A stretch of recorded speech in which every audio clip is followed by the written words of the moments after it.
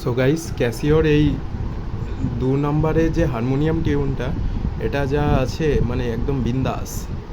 মানে যতই প্রশংসা করি ততই কম মনে হচ্ছে। মন্দির বা রাধাকৃষ্ণ মন্দির বা কালী মন্দিরে যদি বাজিয়ে থাকি, আলাদাই ভাইব তৈরি হবে খোল কীর্তনের সাথে।